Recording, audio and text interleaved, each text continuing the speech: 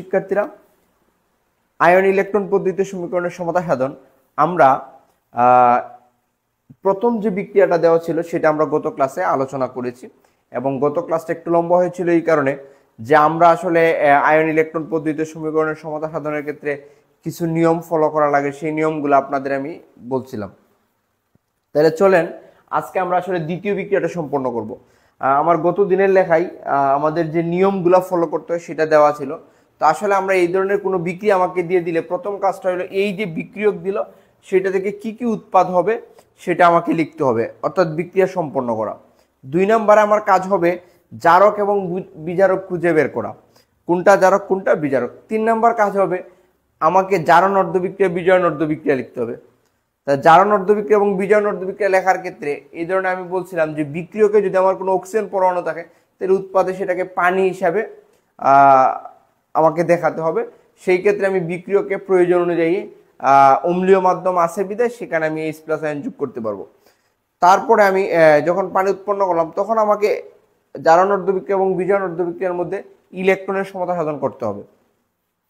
করার পর সমতা সাধন করার পর আমি যোগ করব, করে আসলে প্রয়োজনীয় মূলক সরবরাহ করলে আমাদের হয়ে যাচ্ছে। তাইলে আমার এই নিয়মগুলো থাকুক, আমি তো মুখে বারবার বলতেছি, আশা করি কোনো সমস্যা হবে না। তাইলে চলেন আমরা দ্বিতীয় বিক্রিয়াটা আসলে সম্পন্ন করি। তা আমার দ্বিতীয় বিক্রিয়াটা আসলে কি? দ্বিতীয় বিক্রিয়াটা হলো potassium permanganate plus ferrous sulphate plus sulphuric acid. তো আমরা প্রথম কাজের দিকে একটু নজর দিই। প্রথম কাজটা আসলে কি আমাকে বিক্রিয়া সম্পন্ন করতে হবে, উৎপাদ উৎপন্ন করতে হবে। কি কি উৎপাদ উৎপন্ন হবে? আচ্ছা স্যার, আমি আপনাদের বলছিলাম যে আমাদের এই আয়ন ইলেকট্রন পদ্ধতিতে সমীকরণের সমতা সাধনের ক্ষেত্রে জারক পদার্থ হিসেবে পটাশিয়াম পারম্যাঙ্গানেট অথবা পটাশিয়াম ডাইক্রোমেট দেওয়া হয় বেশিরভাগ ক্ষেত্রেই। সেই ক্ষেত্রে এই জায়গায় পটাশিয়াম পারম্যাঙ্গানেট জারক পদার্থ সেটা আমরা বলতেই পারি। আর এটা যদি জারক পদার্থ হয়, তাহলে এটা হবে বিজারক, কারণ আমার বিক্রিয়াটা অম্লীয় মাধ্যমে, সালফিউরিক অ্যাসিড তো আছে অম্লীয় মাধ্যম হিসাবে, তাহলে এটা জারক এটা বিজারক। আচ্ছা, আমি জারক এবং বিজারক পরবর্তীতে শনাক্ত করলে হইতো। তা আমি বলছিলাম আমার যে জারক পদার্থটা থাকবে ওই জারক পদার্থ যে ধাতুগুলো আছে তাদের লবণ উৎপন্ন হবে। তাহলে দেখেন তো এই জায়গায় ধাতুটা কি আছে? পটাশিয়াম। তো এই জায়গায় পটাশিয়াম লবণ হবে। পটাশিয়াম কি লবণ হবে? যেহেতু এই জায়গায় সালফিউরিক অ্যাসিড আছে এই জন্য পটাশিয়াম সালফেট হবে। যদি এই জায়গায় HCl থাকতো তাহলে তো পটাশিয়াম ক্লোরাইড, তাহলে পটাশিয়াম সালফেট K2SO4। তারপরে জারক পদার্থের মধ্যে আরেকটা ধাতু কি আছে আমার? ম্যাঙ্গানিজ। তো ম্যাঙ্গানিজের যার মান +2, তারও লবণ হবে MnSO4, +2 এবং -2, সমস্যা নাই। এখন আসেন তাহলে, অর্থাৎ আমার এই নিয়মটায় জারক পদার্থের মধ্যে যে দুইটা ধাতু ছিল তার দুইটা লবণ হয়ে গেছে। এখন আসেন বিজারক পদার্থ ফেরাস সালফেট। এই ফেরাসটা আসলে বিজারিত হয়ে হবে ফেরিক সালফেট। কি হবে? Ferric sulphate. এখন আমাকে ফেরিক সালফেটের সংকেত জানতে হবে। স্যার ফেরিক FeSO4, অর্থাৎ এটা -2 এটা +3। ফেরিক যেহেতু বলছে আয়রনের যাওয়ার মান কি হবে? +3। তাহলে সংকেতটা আসলে কি হবে সেই আমি গুণ দিয়ে দিব, এটাকে 2 দ্বারা এটাকে 3 দ্বারা, অর্থাৎ আমার ফেরিক সালফেটের সংকেত Fe2SO4 Fe2 হবে। Fe2SO4 এই হলো আমার ফেরিক সালফেট। সাথে কি হবে?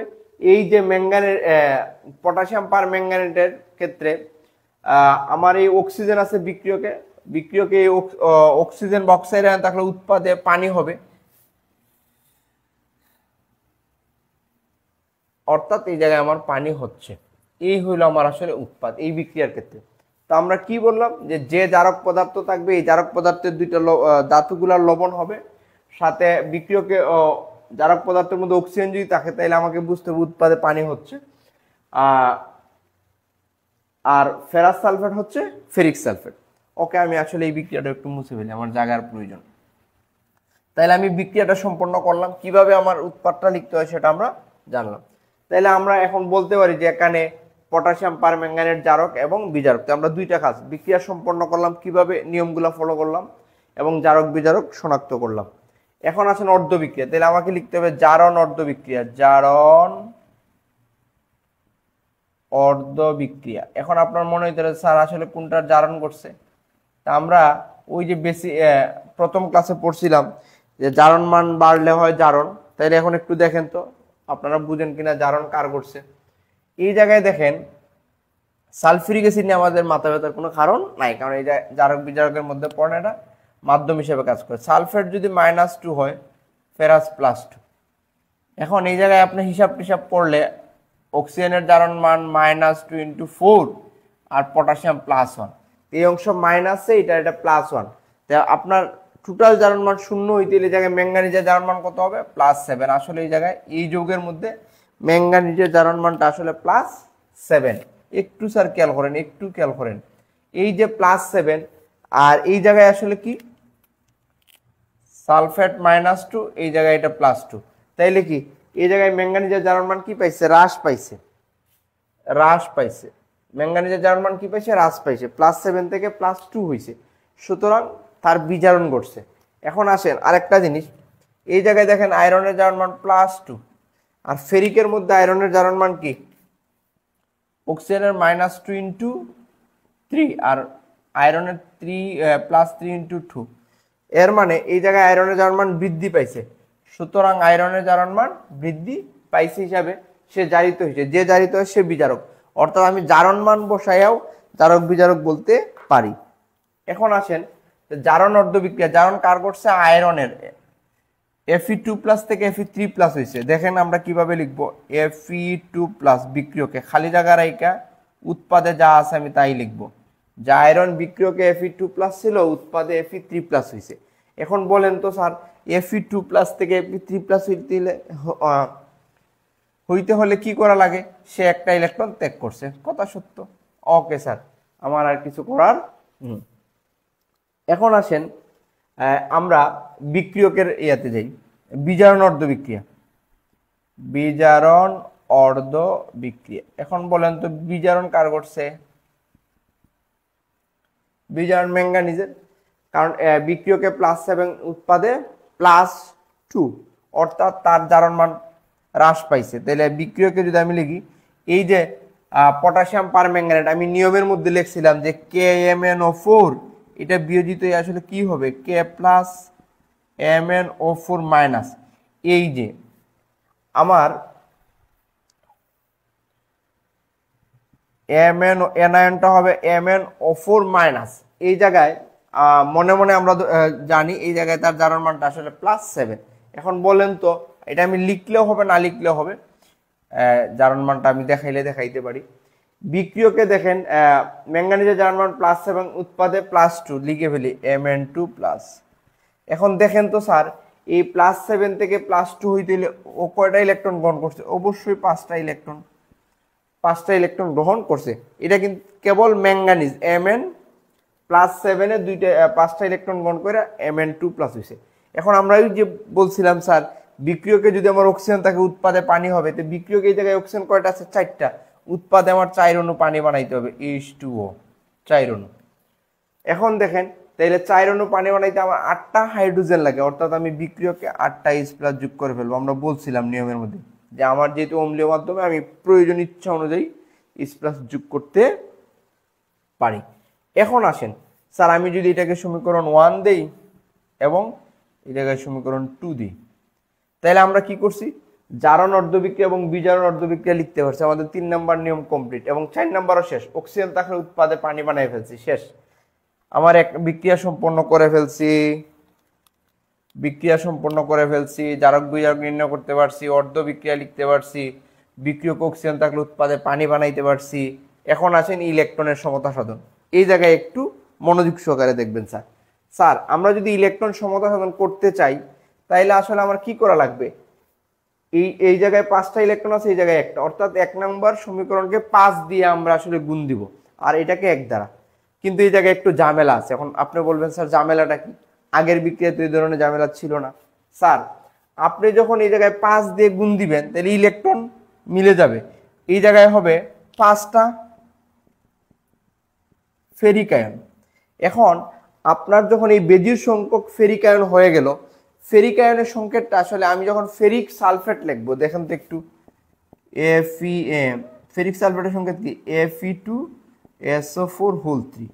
স্যার এখন এই আপনার 5টাকে আসলে আপনি কেমনে ব্যালেন্স করবেন, কারণ আপনার এই জায়গায় 2টা আয়রন দিতে হবে, তাহলে 5 হইতে হলে এই জায়গায় লাগবে কি 2.5, তো 2.5 ইন্টু 2 দিলে আমার 5 হচ্ছে, অর্থাৎ কারণ আমার যে ফেরিক সালফেটের যে সংকেতের কারণে, অর্থাৎ আমার আয়রন 2টা থাকবে এবং এটাকে পূর্ণ সংখ্যা, আমরা জানি এটা ভগ্নাংশ আকারে লেখা যায় না, আমরা সাধারণত সমীকরণ লেখার ক্ষেত্রে যে কোনো যৌগের সহগ কিন্তু আমরা ভগ্নাংশ আকারে লিখি না, তখন এই জন্য আমি কি করব, এটাকে 2.5 হয়ে যাচ্ছে, আমি যখন 5 দিয়ে গুণ দিলাম তখন 5টা আয়রন আছে এমন ফেরিক সালফেট বানাইলে আমার সামনে 2.5 চলে আসবে, অর্থাৎ ভগ্নাংশ চলে আসবে, তখন আমাকে বুদ্ধি করে আসলে এই জায়গায় একটা জোড় সংখ্যা দ্বারা গুণ করব এবং যাতে সমানও হয়।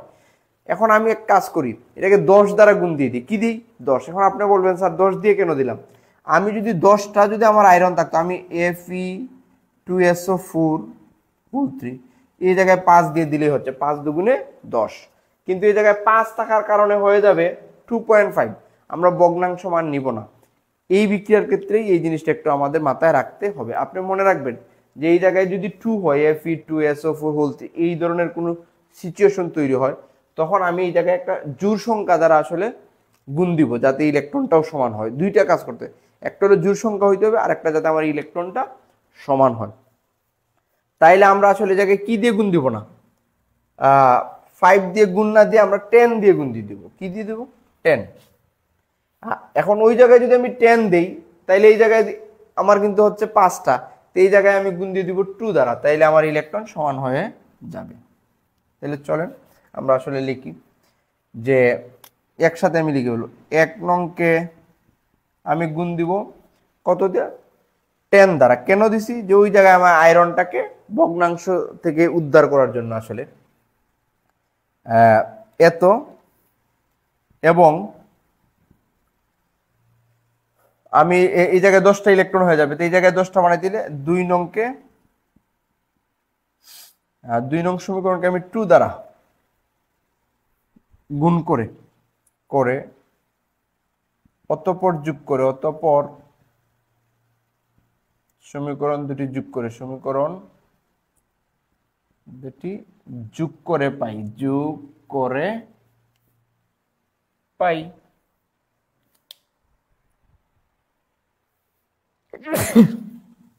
আমি অংশটা মুছে ফেলি, সমীকরণটা যোগ করে পাই।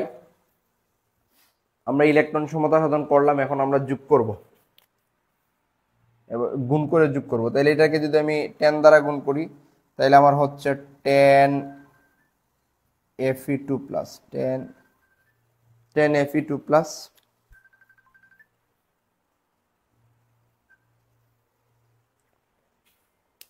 আচ্ছা আমরা যদি 1 নম্বর সমীকরণকে 10 দ্বারা এবং 2 নম্বর সমীকরণকে 2 দ্বারা গুণ করি তাহলে হচ্ছে গুণ করলে আসলে কি হচ্ছে আমরা দেখি, 10 Fe2 প্লাস মাইনাস 10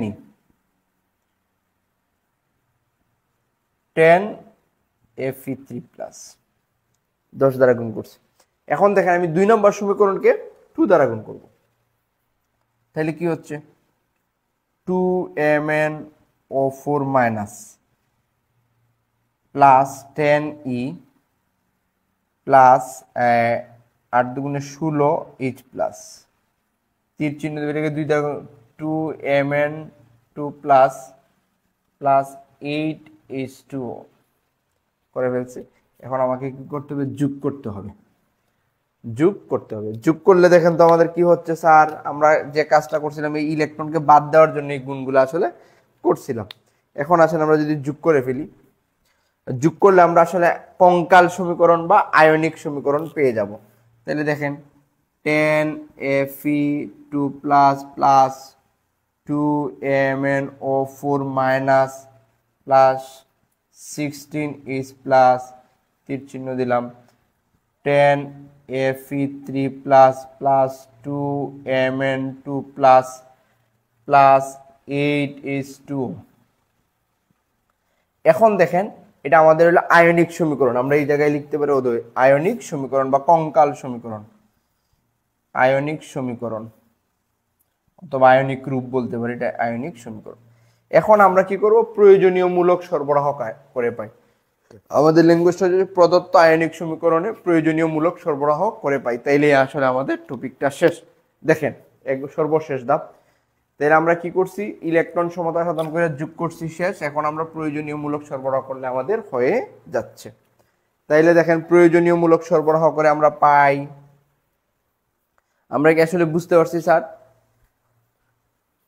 তাহলে প্রয়োজনীয় মূলক সরবরাহ করে পাই, আমরা লাইনটা লিখব যে প্রয়োজনীয় মূলক সরবরাহ করে পাই। এখন প্রয়োজনীয় মূলক কিভাবে সরবরাহ করব? এই যে Fe2+ কোথা থেকে আসছে? ফেরাস সালফেট থেকে। অর্থাৎ Fe2+ এর সাথে বাকি ছিল সালফেট, যার যা অভাব আছে আমরা তা দিয়ে দিব, অর্থাৎ 10FeSO4+। এখন আসেন MnO4-, এই MnO4- কোথা থেকে আসছে? MnO4-, এই যে MnO4- তার সাথে বাকি ছিল কি? পটাশিয়াম, অর্থাৎ এর সাথে লাগবে KMnO4, 2 যা জায়গায় KMnO4, 2 তার নিজের জায়গায় থাকবে প্লাস। এখন আসেন সালফিউরিক অ্যাসিড। এখন এই যে 16টা H+, এই যে H+টা এটা তো আসলে আমরা সালফিউরিক অ্যাসিড থেকে আনছি। যে সালফিউরিক অ্যাসিডের মানে H+ এর আসলে আসছে কই থেকে? সালফেট থেকে, অর্থাৎ তার সাথে সালফেট যুক্ত হবে। এখন সালফেট যদি যুক্ত করি তাহলে 16টা H+ হবে 8H2SO4 এর সাথে তীর চিহ্ন। এখন আসেন ফেরিক সালফেট। এখন দেখেন 10টা আছে, এই জায়গায় যাবে না। হ্যাঁ, ওই যে ফেরিক সালফেট আমরা বলছিলাম, আমি আগে ফেরিক সালফেটের সংকেতটা লিখে ফেলি। যে Fe3+টা তো আসছে আসলে এই জায়গা থেকে, তাইলে আমি আসলে সংকেতটা আগে লিখে ফেলি Fe2SO4 3। এখন দেখেন তো আয়রন 2টা চলে গেছে, আমার 10টা বানাই তৈলে এই জায়গায় হবে 5, 5 দুগুণে আসলে 10। এখন আসেন ওই যে ম্যাঙ্গানিজ Mn2+ কোথা থেকে আসছে? MnSO4 থেকে, অর্থাৎ তার সাথে লাগবে MnSO4, সামনে কি আছে? 2 আছে, প্লাস 8H2O। এখন একটা জিনিস দেখেন, এই জায়গায় আমার পটাশিয়াম, এই জায়গায় উৎপাদের যে পটাশিয়াম সালফেট এটা কিন্তু বাকি আছে, দর্শক আইন হিসেবে আমি পটাশিয়াম সালফেট লিখে ফেলবো K2SO4। এখন দেখেন তো পটাশিয়ামের জায়গায় দুইটা মিলছে। আশা করি বুঝতে পারছেন। এর শেষ অংশটুকু, অর্থাৎ এই ক্লাসের মধ্য দিয়ে আমাদের আসলে জারণ বিজারণ আপনাদের পঞ্চম অধ্যায়টা শেষ হবে, সমাপ্তি ঘটবে। তো আমাদের যে কিছু অংশ বাকি ছিল সেই অংশটা আমি যুক্ত করে দিচ্ছি। তো আমাদের একটা প্রশ্ন আসে পরীক্ষায়, সালফিউরিক অ্যাসিড একটি জারক পদার্থ। তো আমি প্রথম ক্লাসে আপনাদের জারণ বিজারণের প্রথম ক্লাসে আসলে পড়াইছিলাম যে জারক পদার্থ কাকে বলে, যারা বিজারিত হয় তাদেরকে জারক পদার্থ বলে। তো সালফিউরিক অ্যাসিডের এমন একটা বিক্রিয়া দিয়ে আমরা আসলে বলতে পারবো যে সালফিউরিক অ্যাসিড একটা জারক পদার্থ। তাহলে দেখেন আমরা একটা এক্সাম্পল দিই, যে আমরা এখন পড়বো আসলে সালফিউরিক অ্যাসিড এটা একটা বর্ণনামূলক প্রশ্ন, আপনাদের নোটে উত্তর দিয়ে দিব, তবে আমরা একটু বুঝে নিই আসলে এটা যে জারক পদার্থ কেন। সালফিউরিক অ্যাসিড আমি বিক্রিয়াটা আগেই লিখে রাখছিলাম। সালফিউরিক অ্যাসিড এর সাথে হাইড্রোজেন ক্লোরাইড এর বিক্রিয়া দিলে বা HCl এর বিক্রিয়া দিলে ক্লোরিন গ্যাস হয়ে সালফার ডাইঅক্সাইডের পানি হয়। ক্লোরিন, এই এক্সাম্পলটা আমরা মনে রাখলেই হবে। এখন আমরা একটু দেখি জারণ মানটা আসলে একটু বসাই। ক্লোরিন মৌলিক পদার্থের জারণ মান 0, এই জায়গায় হাইড্রোজেন +1, ক্লোরিন -1। দেখেন তো ক্লোরিনের জারণ মান হ্রাস পাইছে না বৃদ্ধি পাইছে? বলেন তো। -1 থেকে 0 হয়েছে, মানে বাড়ছে। তো বাড়লে কি হয়? জারিত। বাড়লে কি হয়? জারিত। অর্থাৎ এই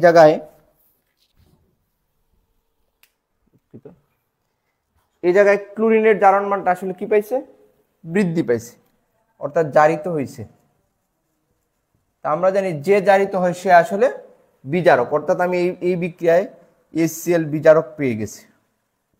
আমরা প্রথম ক্লাসে বলছিলাম যে বিজারক হবে এই সম্পূর্ণ পদার্থটা, যদি এই জায়গায় জারণ মানের পরিবর্তন করছে ক্লোরিনের, কিন্তু আমাকে এই পদার্থটাকে, সম্পূর্ণ পদার্থটাকে বলতে হবে। আবার আমরা যদি একটু বলি, দেখেন অক্সিজেনের জারণ মান -2 × 2 মানে -4, এই অংশ যদি -4 হয়, এই অংশ +4, অর্থাৎ এই জায়গায় সালফারের জারণ মান +4। আর আমরা জানি সালফিউরিক অ্যাসিডে তার জারণ মান +6, আপনি বসাইলেও হবে, অক্সিজেন হাইড্রোজেন বসাইলেও পেয়ে যাবে। তো +6 থেকে আসলে হয়েছে +4। বলেন তো কমছে না বাড়ছে? কমছে। কমলে হয় কি? বিজারিত। কমলে হয় বিজারিত, অর্থাৎ এই জায়গায় সালফারটা বিজারিত হয়েছে। আর যে বিজারিত হয়, আমি HCl এর ব্যাপারটা উপরে লিখে রাখি, এই জায়গায় আমার HClটা যে জারিত হয় সে কি বিজারক, অর্থাৎ আমি এই জায়গায় ছোট করে লিখি যে HCl এই জায়গায় কি বিজারক। এখন দেখেন সালফারের জারণ মান +6 থেকে +4 হয়েছে, অর্থাৎ জারণ মান হ্রাস পাইছে। তো যে হ্রাস পায় ইলেকট্রন গ্রহণ করছে অর্থাৎ বিজারিত হয়েছে, যে বিজারিত হয় সে কি জারক, অর্থাৎ এই জায়গায় সালফিউরিক অ্যাসিডটা আসলে কি জারক হিসাবে কাজ করছে, জারক। এই আসলে আমরা এইভাবে ব্যাখ্যা দিতে পারি। জারক কাকে বলে? যে সকল পদার্থ ইলেকট্রন গ্রহণ করে বিজারিত হয় এবং অন্যকে জারিত করে। এই জায়গায় +6 থেকে +4 হয়েছে, ইলেকট্রন গ্রহণ করে বিজারিত হয়েছে এবং HCl কে জারিত করছে, এই জন্যই সালফিউরিক অ্যাসিড আসলে জারক পদার্থ। আশা করি আপনারা পারবেন সংজ্ঞা দুইটা দিয়ে। আরেকটা এটা ছোট মার্কের প্রশ্ন হয়, আরেকটা প্রশ্ন আছে এই জায়গায় রিডক্স। রিডক্স বিক্রিয়া কাকে বলে বা রেডক্স বিক্রিয়া কাকে বলে? অর্থাৎ যে বিক্রিয়া ইলেকট্রনের আদান প্রদান ঘটে তাকে রেডক্স বলে। আমরা এটা জানি যে আসলে রেডক্স শব্দটা আসছে রিডাকশন এবং অক্সিডেশন থেকে। আমি যদি একটু আপনাদের বিশ্লেষণ করে বলি, রেডক্স, এই রেড শব্দটা হচ্ছে রিডাকশন। রিডাকশন মানে বিজারণ, যে বিক্রিয়া ইলেকট্রনের গ্রহণ ঘটে। আর এই অক্সটা হচ্ছে oxidation, oxidation DAT ion. Oxidation মানে জারণ, অর্থাৎ যে বিক্রিয়ায় জারণ ও বিজারণ একসাথে ঘটে তাকে রেডক্স বিক্রিয়া বলে বা রিডক্স, বাংলায় বানান করেও দিতে পারে। তাইলে আমরা আসলে বুঝছি যে বিক্রিয়া ইলেকট্রনের আদান প্রদান ঘটে তাকে রেডক্স বিক্রিয়া বলে, পারা গেল। এখন আসেন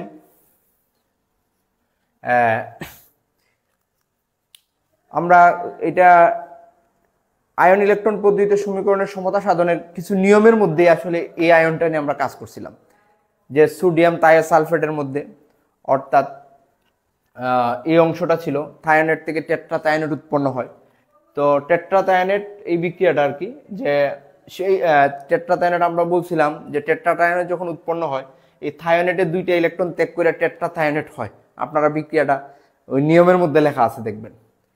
আর অর্থাৎ এই জায়গায় তার আছে 0, সে হবে, অর্থাৎ সে যদি জারিত হয়, আমরা বলছিলাম কতিপয় জারণ অর্ধ বিক্রিয়া এরকম নিয়ম দিয়ে বলছিলাম, আপনাদের মনে আছে কিনা?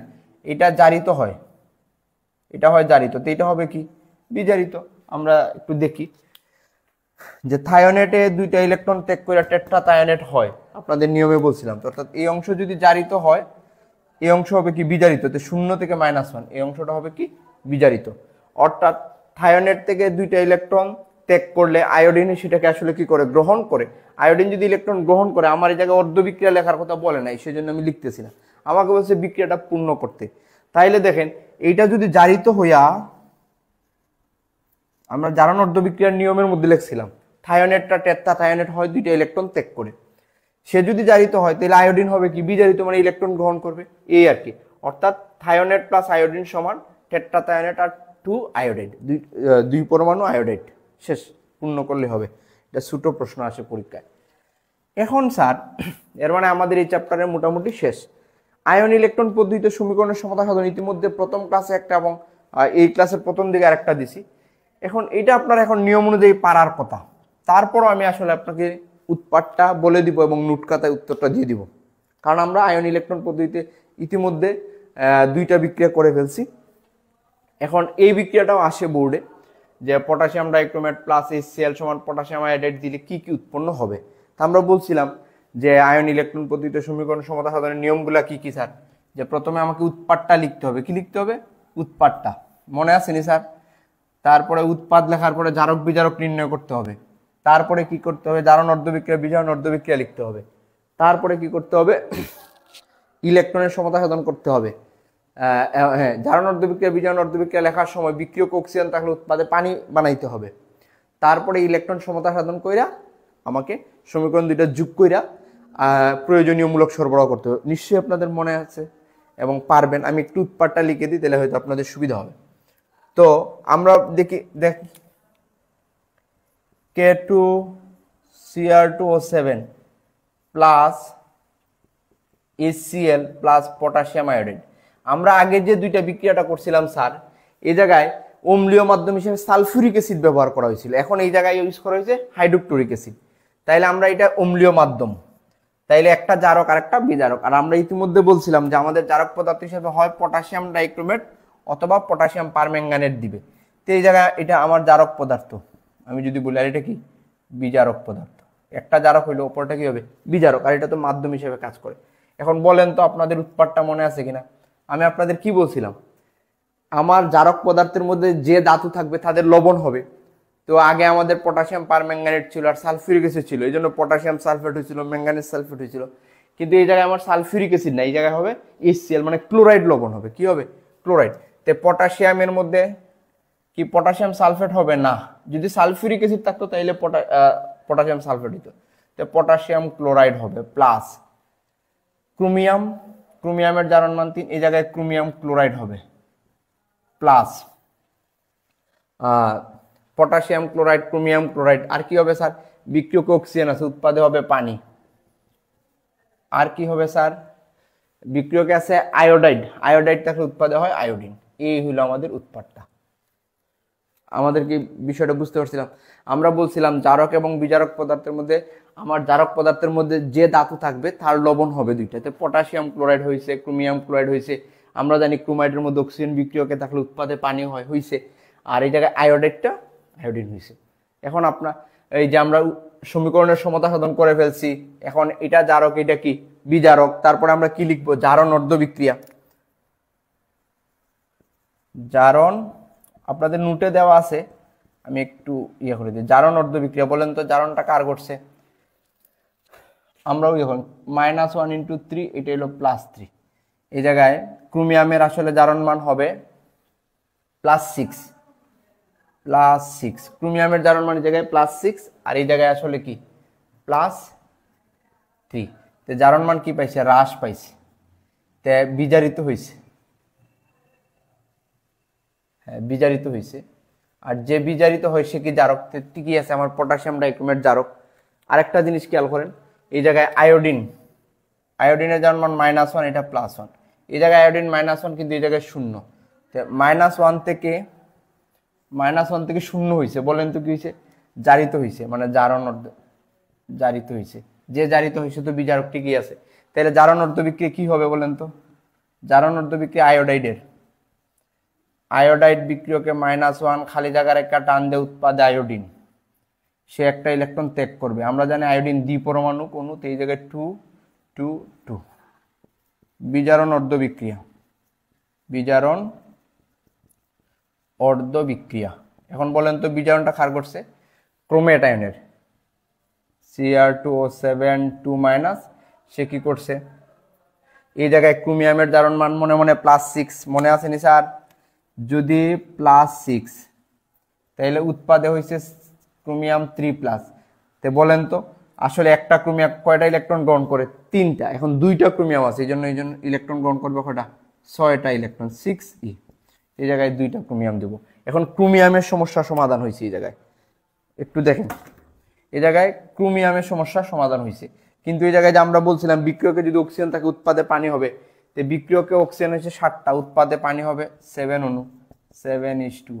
এখন এই পানি বানাইতে হলে আমার যে হাইড্রোজেন লাগে, এই হাইড্রোজেন আসবে কোথা থেকে? অ্যাসিড থেকে। আমাকে 7টা অক্সিজেন পরমাণুকে পানি বানাইতে 14টা H+ লাগবে। এটাই অ্যাসিড। আমরা অম্লীয় মাধ্যমে থাকলে করতে পারি, দিতে পারি, এটা আমরা গত ইয়েতে জানি। এখন আমাদের আসলে কি করবেন বলেন তো? সমীকরণ 1, এটা কি সমীকরণ 2। আমরা কি বলছিলাম? মধ্য বিক্রিয়া লিখবো, বিক্রিয়ক অক্সিজেন থাকলে উৎপাদে পানি বানাবো। এখন আমরা ইলেকট্রন সমতা সাধন করব। আমি শর্টকাট করে ফেলবো, কারণ ইতিমধ্যে আমি 2টা বিক্রিয়া আপনাদের ডিটেলস বুঝিয়ে দিছি, আশা করি এটাও পারবেন। এখন দেখেন এই জায়গায় ইলেকট্রন আছে 6, এই জায়গায় আছে 2। আমি যদি 1 নংকে প্রমাণ সংখ্যায় দিই, 1 নং ইন্টু দিব 3, তো 3 2 6 হয়ে যাবে, প্লাস একসাথে প্লাস করে ফেলি। 2 নং ইন্টু দিব 1 করে আমি একসাথে বলে ফেলছি যে আমি 1 নংকে 3 দ্বারা গুণ এবং 2 নংকে 1 দ্বারা গুণ করে অতঃপর যোগ করে। আপনারা পরীক্ষার খাতায় কিভাবে লিখবেন এটা আপনাদের নোটে দেওয়া আছে, নোট অনুযায়ী লিখবেন। এখন দেখেন তো আসলে আমি যদি একটু গুণটা করি, তো এই জায়গায় কি হচ্ছে স্যার? 6i মাইনাস কি হচ্ছে? 3 2 6টা ইলেকট্রন, 3 আয়োডিন। এটাকে যদি আমরা 1 দিয়ে গুণ করি, 1 দিয়ে গুণ করলে যা আছে তা Cr2O7 2- plus 6e plus 14H+ 2 chromium 3+ plus 7H2O। এখন সমীকরণকে আমরা কি করব, যোগ করে ফেলবো। হ্যাঁ, তো যোগ করলে কি হবে, ইলেকট্রন ইলেকট্রন কি যাচ্ছে, বাদ যাচ্ছে, ইলেকট্রন ইলেকট্রনটা কাটা যাচ্ছে। তাইলে আসলে হচ্ছে এটা কি বলেন তো, 6 iodide plus Cr2O7 2 minus plus 14 HCl sorry H plus 3 অণু iodine plus 2 chromium 3 plus plus 7H2O। এটা হলো আয়নিক সমীকরণ। তা আমরা বলছিলাম যে আয়নিক সমীকরণে কি করা লাগে, প্রয়োজনীয় মূলক সরবরাহ করে পাই। আমরা আয়নিক সমীকরণে কি করব, প্রয়োজনীয় মূলক সরবরাহ করে পাই। এটা Cr2O7, লেখাটা বোঝা যাচ্ছে কিনা, Cr2O7। এখন আমরা প্রয়োজনীয় মূলক সরবরাহ করে পাই, প্রয়োজনীয় মূলক সরবরাহ করে, প্রয়োজনীয় মূলক সরবরাহ করে পাই। আমি আর পুরোটা লিখছি না। তাইলে এই জায়গায় এই আয়োডাইডটা কোথা থেকে আসছে, পটাশিয়াম থেকে, অর্থাৎ 6Ki হবে প্লাস ক্রোমেট অংশটা আসছে ওই থেকে, পটাশিয়াম থেকে, পটাশিয়াম হবে K2Cr2O7 প্লাস। এখন দেখেন স্যার, আমরা যে আগে অম্লীয় মাধ্যম সালফিউরিক অ্যাসিড বিদায় ছিল, তখন আমরা কিন্তু ওই যে 14টা H প্লাস যে 7 অণু সালফিউরিক অ্যাসিড দেখছিলাম, কিন্তু এখন আমার অ্যাসিডটা হলো HCl। সুতরাং 14টা H প্লাস পাইতে হইলে আমার HCl 14টাই লাগবে। আর আমরা জানি এই H প্লাসটা HCl থেকে আসছে, অর্থাৎ 14 HCl দিলাম। 3 অণু আয়োডিন ঠিকই আছে। এখন এই ক্রোমিয়াম কি আছে বলেন তো, ক্রোমিয়াম 3 প্লাসের লাগে কি লাগবে, ক্লোরাইড। 2 থাকলে CrCl3 প্লাস 7H2O।